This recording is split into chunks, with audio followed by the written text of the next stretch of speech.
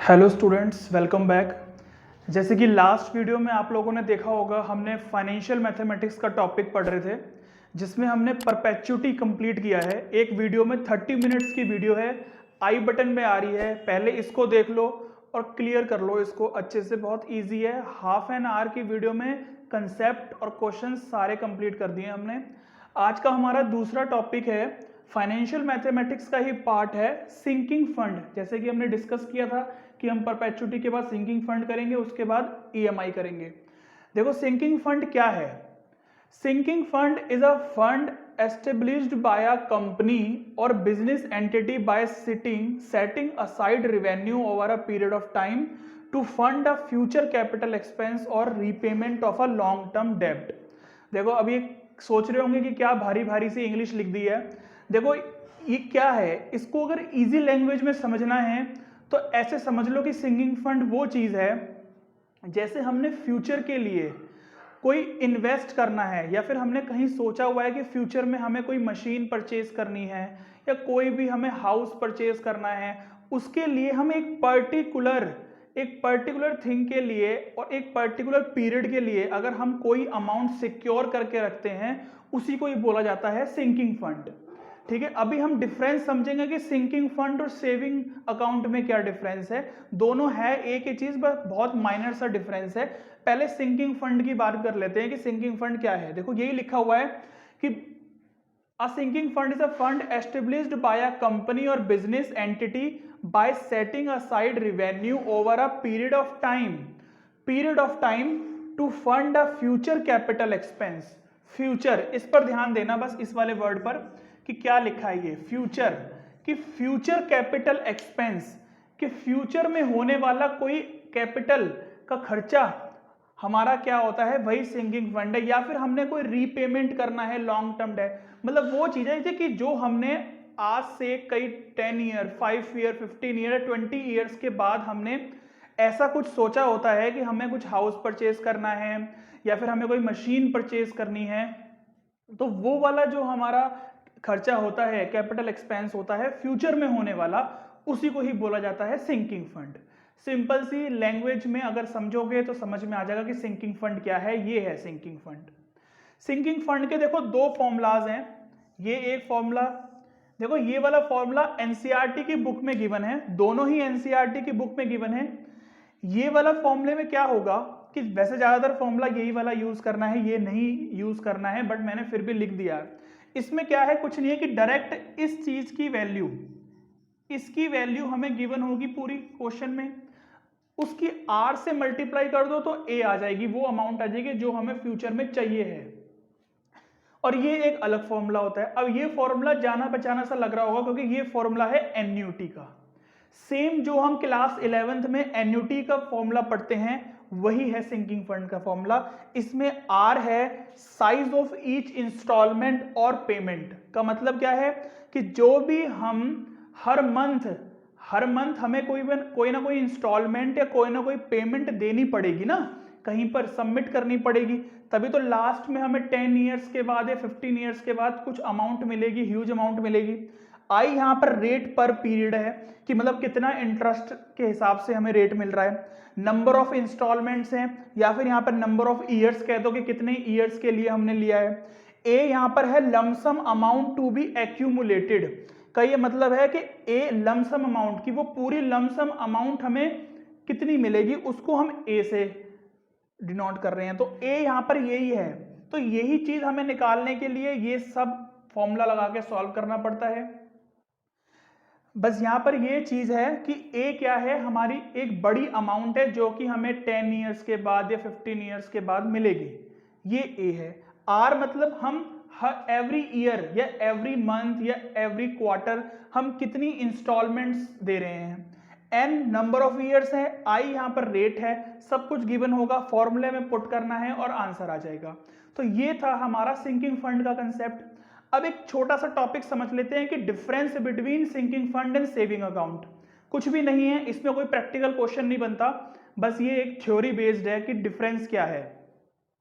देखो sinking fund, saving account क्या होता है, आप सबका सेविंग अकाउंट होगा बैंक में, उसमें क्या होता है कि एवरी मंथ हम कुछ अमाउंट सेविंग अकाउंट में डालते हैं, या किसी की सैलरी है तो सेविंग अकाउंट में आती है, तो उससे क्या होगा कि हम वो सेविंग अकाउंट में ये है कि कुछ पर्टिकुलर नहीं है, हम एवरी मंथ उसमें 20,000 भी सबमिट कर सकते हैं, डाल सकते हैं, और 30,000 भी, 10,000 भी, कुछ भी ले लो, और जब चाहें हम कितनी भी अमाउंट वहां से निकाल सकते हैं। बट यहां पर क्या होता है कि सिंकिंग फंड और सेविंग अकाउंट का डिफरेंस बता रहा हूं कि सिंकिंग फंड में ये होता है कि एक पर्टिकुलर इंस्टॉलमेंट है, अगर मान लो 5,000 की पर्टिकुलर इंस्टॉलमेंट है तो 5,000 की पर्टिकुलर इंस्टॉलमेंट एवरी मंथ या एवरी ईयर जाएगी, और किसी पर्टिकुलर ईयर तक जाएगी, कोई पर्टिकुलर ईयर होंगी जैसे कि 10 ईयर्स तक, 15 ईयर्स तक, तो वो चलता रहेगा। तो ये डिफरेंस है। तो दोनों ही हमारे यूज में क्या आते हैं कि वो भी पैसा हमारा ही है, सेविंग अकाउंट का पैसा भी हमारा ही है, बस दोनों में डिफरेंस इतना है, सिंकिंग फंड एक फ्यूचर में होने वाला खर्चा जो होता है उसमें हम करते हैं। जैसे कि मान लो कि इस टाइम हमें कोई हाउस परचेज करना है, उसकी मान लो 50 लाख रुपीस का हाउस है, अब आज से 10 ईयर्स के बाद वो हाउस की जो कीमत हो जाएगी वो हो जाएगी 60 लाख रुपीस। तो 60 लाख के हिसाब से हम अप्रॉक्स लेके उस हिसाब से हम सिंकिंग फंड करवाते हैं कि 10 ईयर्स के लिए हमने क्या किया कि अपने 60 लाख रुपीस ऐसे करके सिक्योर करे जो कि हमें 10 साल के बाद मिलेंगे, और उसकी हमने इंस्टॉलमेंट्स देनी शुरू कर दी अभी से ही। बस ये चीज है सिंकिंग फंड। फॉर्मूला हमारा एन्युटी का लगता है इसमें, बस इतना सही कंसेप्ट है, सिर्फ ये एक फॉर्मूला लर्न करना है हमें, और बाकी इसके अब क्वेश्चंस की प्रैक्टिस करेंगे और कुछ भी नहीं है इसमें। तो क्वेश्चन में देखो क्या है कि कंपनी एस्टेब्लिश सिंकिंग फंड, मतलब हमें सिंकिंग फंड में जो अमाउंट चाहिए है तो वो क्या है, हमें यहाँ पर क्या गिवन है, हमें यहाँ पर ए गिवन है कि हमें 2,50,000 रुपीज चाहिए हैं, यानी कि वो हमें ये पूरी अमाउंट हमें कब मिलेगी, 4 ईयर्स के बाद मिलेगी, 18% पर एनम है। तो यहाँ से आई कितना है, 18% है, यानी कि 18/100 करोगे तो कितना आ जाएगा, 0.18 आ गया। एन की वैल्यू यहाँ पर 4 ईयर्स है, तो 4 ईयर्स के लिए है। अब यहाँ पर फॉर्मूला बस पुट करना है हमें, तो इसका मतलब हमें निकालना क्या है कि हमें ईच इंस्टॉलमेंट कितनी देनी है कि हमें 4 ईयर्स के बाद 250 अमाउंट मिल जाए सिंकिंग फंड की। बस यही है क्वेश्चन को, फॉर्मूला जरूर लिख के आना है एग्जाम में। एन्युटी का फॉर्मूला है, 11th में पढ़ के आए हो, जो बच्चा अप्लाइड मैथ्स पढ़ रहा है वो 11th में जरूर पढ़ के आया होगा ये वाला फॉर्मूला। तो यहां से हमें ए तो गिवन है, तो ए की अमाउंट गिवन है 250, आर हमें यहां पर फाइंड करना है। 1 प्लस 0.18 इस पूरे की पावर 4 माइनस 1 पर एनम है, ये पर एनम है। अभी देखो यहाँ पर क्वार्टरली और हाफ ईयरली की भी बात होगी, उसमें भी हमें पता ही है, हमने जैसे परपेचुटी में किया था कि हम क्वार्टरली में 4 से डिवाइड कर देते थे और हाफ ईयरली में 2 से। तो 0.18, यहां से इसको सॉल्व करेंगे तो कितना आएगा, 250 इक्वल टू आर 1.18 इस पूरे की पावर 4 माइनस 1 अपॉन 0.18। अब यहां से ये 1.18 की पावर 4 तो चलो फिर भी कैलकुलेट कर लोगे, बट यहां पर अगर 1.18 की पावर 20 आ जाएगा तो इसको कैसे कैलकुलेट किया जाएगा, ये नहीं हो सकता कैलकुलेट। तो या तो यहां पर लॉग टेबल की हेल्प लेनी पड़ेगी, या यहां पर क्वेश्चन में गिवन होगा 1.18 की पावर 4 कितनी गिवन है। मोस्टली लास्ट ईयर भी ऐसे ही था कि हमें डायरेक्ट वैल्यू गिवन आती थी, बस हमें कैलकुलेशन करनी है अच्छे से।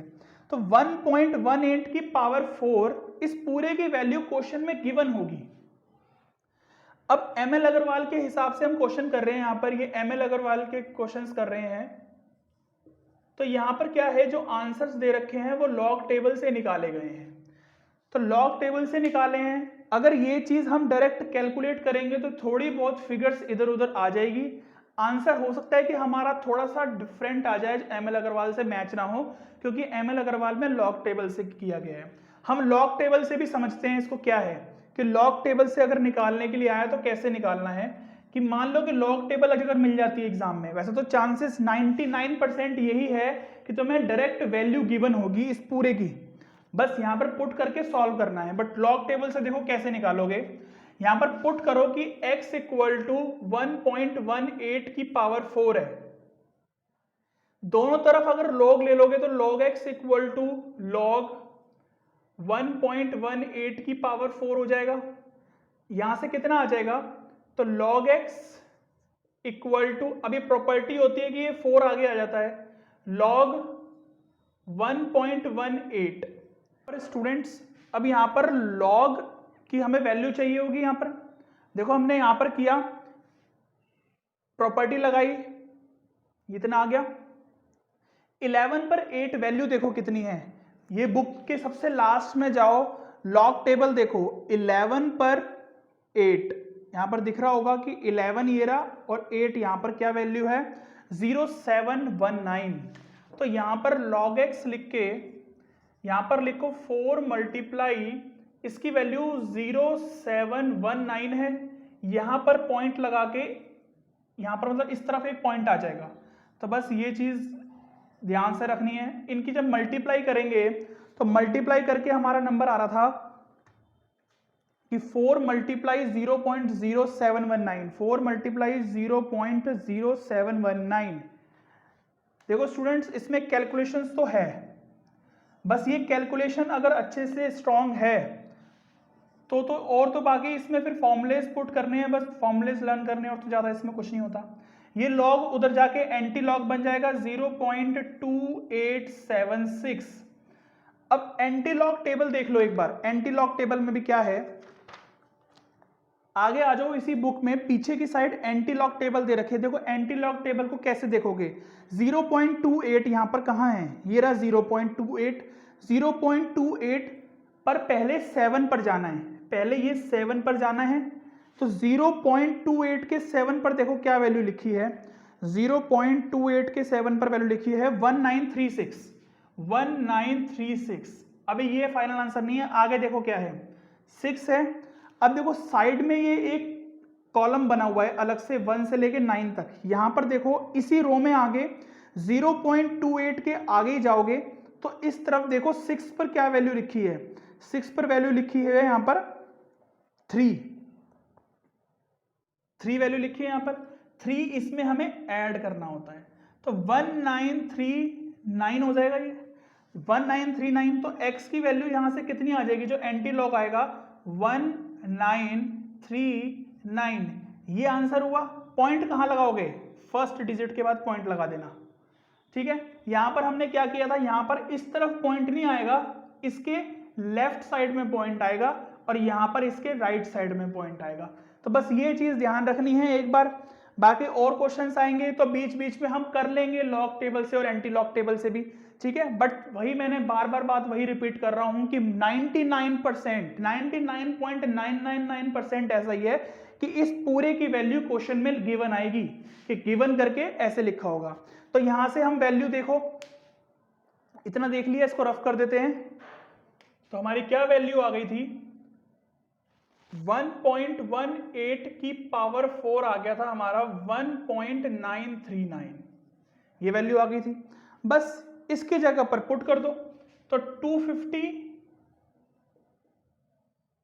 इसकी मल्टीप्लाई हो जाएगी 0.18 है, इधर जाके क्या हो जाएगा मल्टीप्लाई में, इक्वल टू r मल्टीप्लाई में इसकी वैल्यू थी 1.931। जब -1 करोगे तो क्या हो जाएगा यहां से, चलो कर देता हूं मैं, तो यहां से आ जाएगा। देखो स्टूडेंट्स कैलकुलेशंस तो आप लोगों ने करनी है, हम यहां पर समझा सकते हैं कि कैसे करना है, बट करनी आप लोगों ने है। यहां पर देखो 1 में से माइनस करोगे तो इसको कैसे आएगा। अब ये पॉइंट्स की मिस्टेक्स मत करना, बहुत बच्चों को ये माइनस करना ही नहीं आ पाता पॉइंट्स का। तो 0.939 आएगा, मल्टीप्लाई में वो नीचे जाके क्या हो जाएगा, डिवाइड में हो जाएगा। अब इस चीज को सॉल्व करना है बेटा, सॉल्व करना ही पड़ेगा और कोई भी इसका शॉर्टकट नहीं है, इसको सॉल्व भी करना पड़ेगा। अब इसकी मल्टीप्लाई इसमें करके फिर डिवाइड करो या पहले डिवाइड करके मल्टीप्लाई करो, करना ही पड़ेगा। बट यही है कि कई बच्चों को कंफ्यूजन होती है बहुत ज्यादा पॉइंट्स की, तो सिंपल समझ लो ऐसे ही कि यहां से क्या हो रहा है, पॉइंट हटाओगे तो 3 0 ऊपर बढ़ेगी पॉइंट हटाओगे तो 2 जीरो नीचे आएगी, तो इसका मतलब 1 जीरो ऊपर बच रही है ज्यादा एक्स्ट्रा हमारी, देख लो यहां पर। और यहां से करोगे तो 1 2 3 ये बचेगा, तो जब 2 जीरो से ये जोड़िए तो बस 1 जीरो तो एक्स्ट्रा बची यहां पर। तो 250 की जब मल्टीप्लाई करोगे यहां पर 18 में और उसको फिर डिवाइड कर दोगे 939 से, तो हमारी जो वैल्यू आ जाएगी वो r की वैल्यू आ जाएगी। अब इसको सॉल्व करके क्या वैल्यू आएगी, देखो मल्टीप्लाई 18 और डिवाइड हो जाएगा ये 939।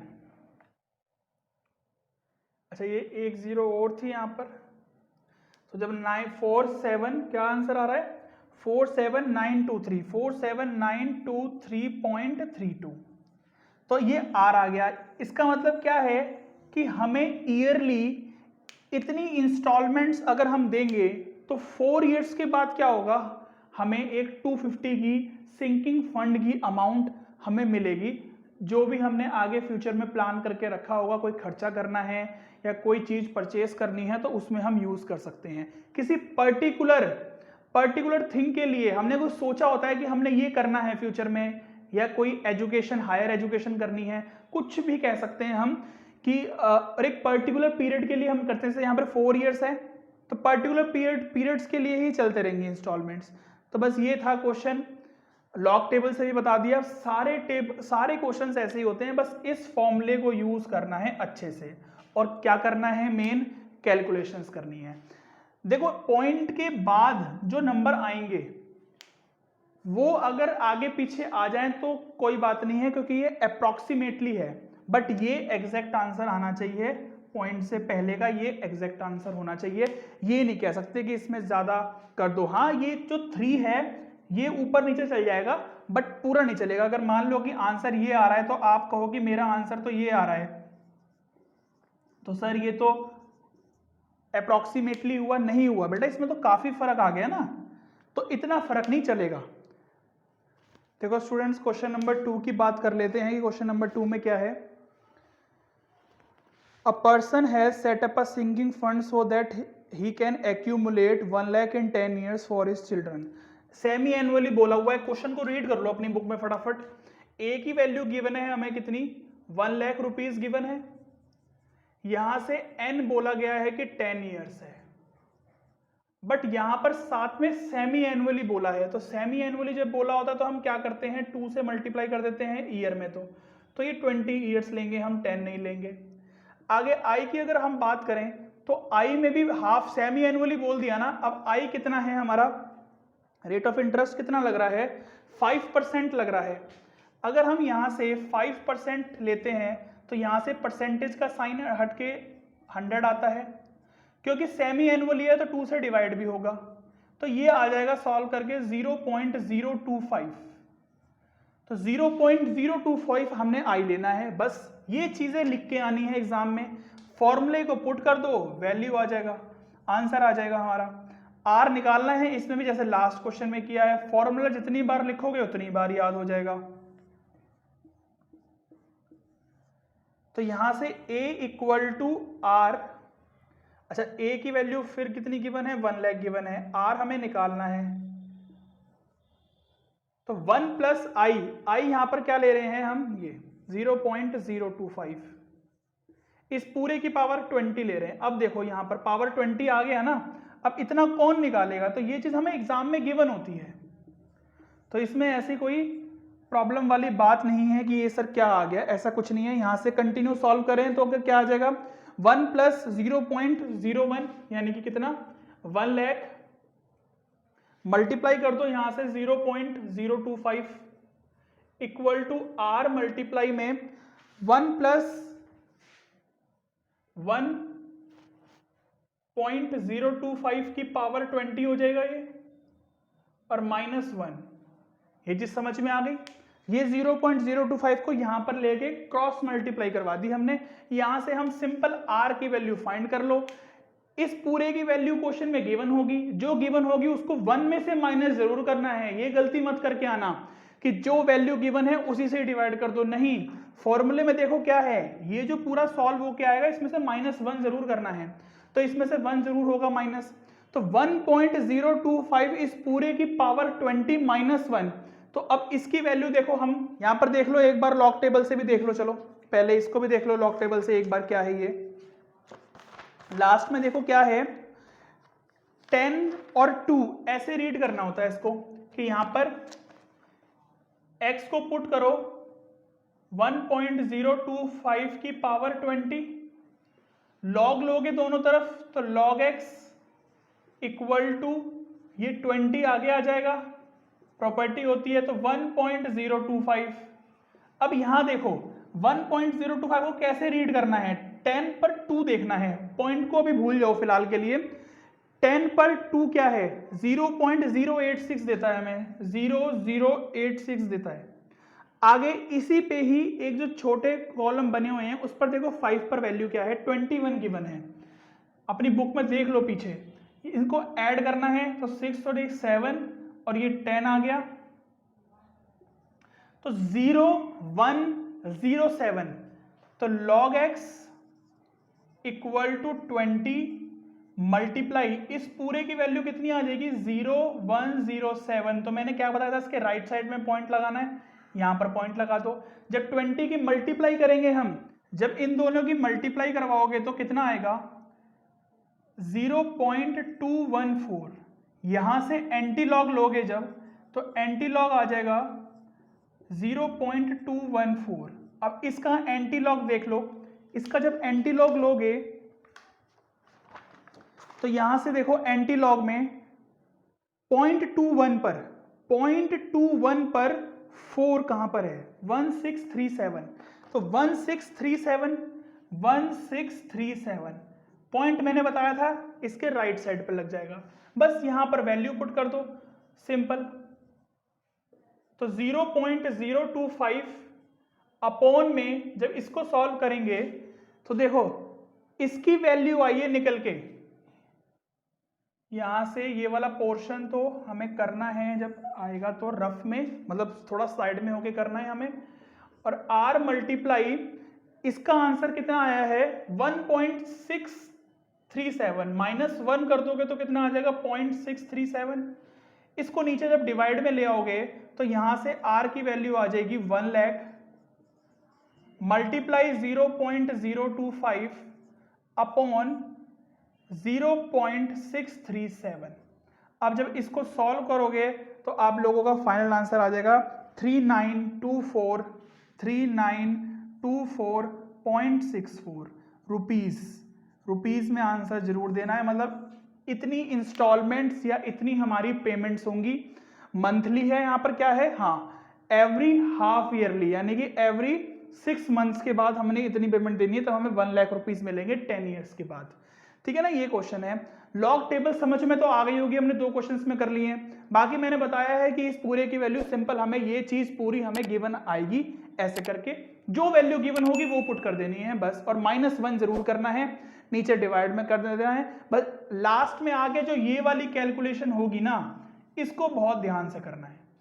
लास्ट वाली कैलकुलेशन देखो, स्टार्टिंग में तो हम क्या कर रहे हैं, सिर्फ फॉर्मूले में पुट ही तो कर रहे हैं वैल्यू, लास्ट में आके बस ये एक ही तो कैलकुलेशन करनी है, उसको थोड़ा ध्यान से करना है बस। देखो थर्ड क्वेश्चन भी सेम है, अब खुद प्रैक्टिस करना। इसमें क्वार्टरली बोल दिया ना, तो इसमें क्या करोगे, आई जो होगा ना, आई इसके नीचे जब परसेंटेज हटाओगे तो कितना 4 से डिवाइड कर देना, और जो n होगा, जो हम n ले रहे हैं उसमें 4 से मल्टीप्लाई कर देना, जो भी ईयर है।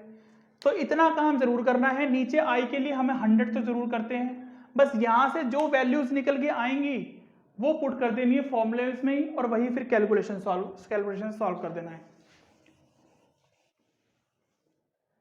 नेक्स्ट क्वेश्चन देखो, फोर्थ क्वेश्चन में क्या है, बस इसमें फोर्थ क्वेश्चन में एक चीज थोड़ा सा ध्यान देना है कि अगर हमें कोई मशीन परचेज करनी है तो जो पुरानी मशीन हमारे पास होगी उसको हम स्क्रैप में भेजेंगे, स्क्रैप वैल्यू मिलेगी हमें उसकी। जैसे कि अगर मान लो कोई मशीन 2 लाख की है तो वो 10 साल के बाद हमें स्क्रैप में 25,000 की अगर मिलेगी, तो अगर हमें 10 ईयर्स के बाद या 5 ईयर्स के बाद कोई नई मशीन परचेज करनी है तो जितने की नई मशीन की कॉस्ट होगी उसमें से स्क्रैप वैल्यू को माइनस कर देते हैं।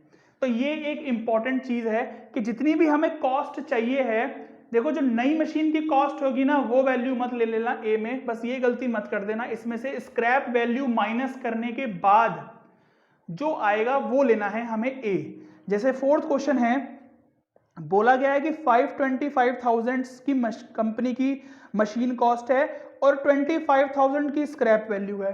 तो जो कॉस्ट है मशीन की, जो कॉस्ट होगी मशीन की, न्यू मशीन की बात कर रहे हैं जो हमें परचेज करनी होगी, तो न्यू मशीन कितनी होगी 525। अब यहां से स्क्रैप वैल्यू कितनी आ जाएगी, स्क्रैप वैल्यू कितनी होगी कि स्क्रैप वैल्यू है 25,000 रुपीज। अब जो हमें ए लेना है ना वो हमें बस दोनों को माइनस करके लेना है, जो अमाउंट हमें माइनस करके मिलेगी वो वाली अमाउंट हमारी आएगी ए के लिए। तो 5 लाख रुपीस की हमें न्यू मशीन में इन्वेस्ट करना है, क्योंकि मशीन की कॉस्ट इतनी है बट हमें स्क्रैप वैल्यू की जो अमाउंट है वो भी तो मिल जाएगी ना 10 ईयर्स के बाद, जितने भी ईयर्स हैं। तो 5 ईयर, ये जो 5 लाख आया है ये हमारा ए है। यहां से आई की वैल्यू देख लो और यहां से एन की वैल्यू देख लो, फॉर्मूले में पुट करना है, बस वही काम है। बस इसमें ये एक इंपॉर्टेंट काम था जो कि हमें देखना था। 5% कह रहा है तो 5/100 इक्वल टू 0.05 और यहां से n है 20 ईयर्स। फॉर्मूले में पुट करोगे तो a equal to r 1 plus i की power n upon i minus 1। इस फॉर्मूले में अगर पुट कर दोगे तो आंसर आ जाएगा 5 लाख रखना है ए में, ये गलती मत कर देना। बार बार बता रहा हूं कि जब ऐसा स्क्रैप वैल्यू का आ गया क्वेश्चन मशीन का तो स्क्रैप वैल्यू हमेशा माइनस होगी। तो यहां से 5 लाख, आर तो हमें फिर बतानी ही है, 1 प्लस आई, तो 1 प्लस 0.05 इस पूरे की पावर 20 माइनस 1 अपॉन में 0.05, वही है। सॉल्व करना है, ये पूरी वैल्यू हमें गिवन आएगी एग्जाम में और बस यहां से आर की वैल्यू सॉल्व करेंगे।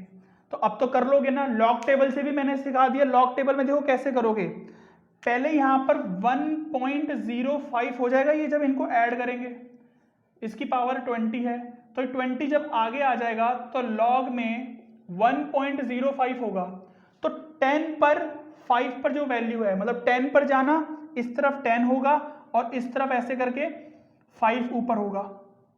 तो 10 पर इस तरफ जो वैल्यू होगी 5 के नीचे, वो यहां पर वैल्यू लेनी है। 20 की मल्टीप्लाई करवा देना, जो वैल्यू आएगी फिर उसका एंटी लॉग ले लेना तो आ जाएगा, ठीक है ना। बट वैसे ही वैल्यू गिवन होगी तो हमारा आर की वैल्यू इसमें आ जाएगी फाइनल, तो 15,105.74 रुपीज। तो इतने की अमाउंट हम ईयरली पेमेंट करते रहेंगे तो हमें 5 लाख रुपीज कितने 20 ईयर्स के बाद हमें 5 लाख की सिंकिंग फंड की अमाउंट मिल जाएगी। तो ये क्वेश्चन है, इस टाइप से ये क्वेश्चंस करने हैं, बस इतना ही कंसेप्ट है सिंकिंग फंड का। परपेचुटी से भी इजी है, बस इसमें थोड़ी लास्ट में जाके ये वाली कैलकुलेशन जो है इसको थोड़ा करना है ध्यान से कि क्या वैल्यू आएगी और कैसे सॉल्व करना है इसको।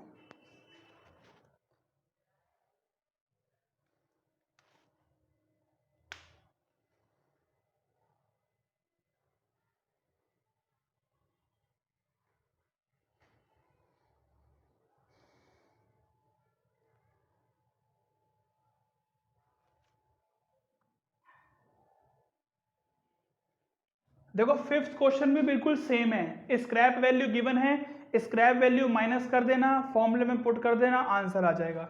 इसमें हमें क्या बोला गया है कि find the cost of the machinery, कि मशीनरी हमें क्या है, मतलब अब तक हम आर निकाल रहे थे, इस बार हमें ए फाइंड करना है। इस बार पूछा गया है आर, हमें बोला गया है कि हम 1000 रुपीज की इंस्टॉलमेंट्स दे रहे हैं। कैसे कैसे दे रहे हैं, 10 ईयर्स तक दे रहे हैं, ईच ईयर में दे रहे हैं और 5% का पर एनम का हमारा क्या लग रहा है, कंपाउंडेड इंटरेस्ट लग रहा है, पर एनम की बात है। तो आई की वैल्यू यहां से आ गई 5%, यानी कि ये आ गया 0.05 और एन यहां पर क्या बोला गया है कि एन कितना है, 10 ईयर्स है। फॉर्मूला वही लगना है, इस बार आर गिवन है, बस ये थोड़ा सा फर्क था इसमें क्वेश्चन में, बाकी तो ऐसा कोई लंबा चौड़ा फर्क नहीं है।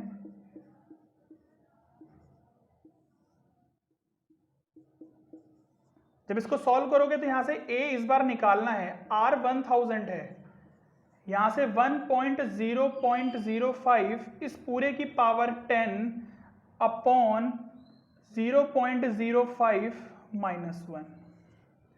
जब इसको सॉल्व करोगे तो पॉइंट हटेगा यहां से, मल्टीप्लाई में 2 0 बढ़ा देना, 5 से जब इसको कट करोगे तो कितना आ जाएगा, 20 आ जाएगा। तो यहां से वैल्यू आ जाएगी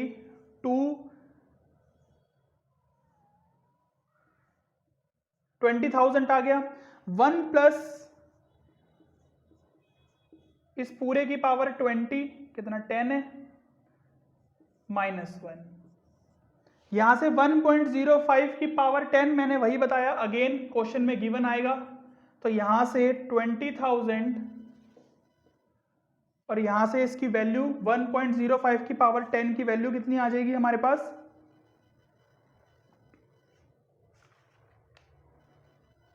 1.629 माइनस कर देंगे 1, तो यहां से a की वैल्यू आ जाएगी 20,000 मल्टीप्लाई 0.629। जब यहां से इन दोनों की मल्टीप्लाई करवाएंगे तो हमारा क्या आ जाएगा, फाइनल आंसर आ जाएगा, यानी कि कॉस्ट ऑफ मशीनरी आ जाएगी जो पूछ रहा है। 20,000 की मल्टीप्लाई करवा दो 0.629 में तो 12,580, तो 12,580 की कॉस्ट ऑफ मशीनरी आ गई, 12,580 रुपीज। तो यहां पर लिख देना कि कॉस्ट ऑफ मशीनरी इज ₹12,580। देखो क्वेश्चंस में कुछ भी नहीं है, सिंकिंग फंड का तो और इजी है, एक फॉर्मूला याद रखना है, इतनी बड़ी वाली कैलकुलेशन की अमाउंट मैंने बताया क्वेश्चन में गिवन होगी, बस लास्ट में आके ये छोटी सी कैलकुलेशन है, 12th में आ गए हो तो ये तो कैलकुलेशन कर ही लोगे ना, अब इतनी तो करनी ही चाहिए और सही होनी चाहिए ये कैलकुलेशन। तो इस वजह से कैलकुलेटर का यूज मत करो, घर पे इसकी कैलकुलेशन की प्रैक्टिस करो कि एग्जाम में हाथ जल्दी जल्दी चले, कि टाइम कम वेस्ट हो। तो ये था हमारा सिंकिंग फंड का टॉपिक, जो कि हमने समझ भी लिया ठीक सिंकिंग फंड क्या है, और इसके क्वेश्चंस कर लिए ML अग्रवाल के। वही है कि CBSE हैंडबुक के क्वेश्चंस भी हम कर लेंगे, पहले हम एक टॉपिक खत्म कर लेते हैं। परपेचुटी का टॉपिक कंप्लीट हो गया हमारा, सिंकिंग फंड का हो गया। नेक्स्ट वीडियो में हम EMI को कंप्लीट करेंगे, समझेंगे कंसेप्ट और उसके क्वेश्चंस। ओके स्टूडेंट्स, ये था हमारा सिंकिंग फंड का टॉपिक, परपेचुटी हमने कंप्लीट कर लिया, EMI हम करेंगे नेक्स्ट वीडियो में। अगर वीडियो पसंद आई है तो लाइक करो, शेयर करो, चैनल को सब्सक्राइब करो। मिलते हैं नेक्स्ट वीडियो में। Good luck, bye bye.